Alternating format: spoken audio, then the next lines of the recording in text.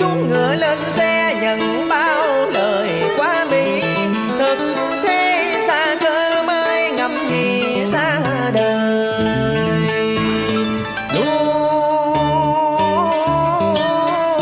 cay nén nhục để làm hành trang tôi bước đi. Trách ai bây giờ quán than sự đời. Người sang kẻ khó chung hương thua.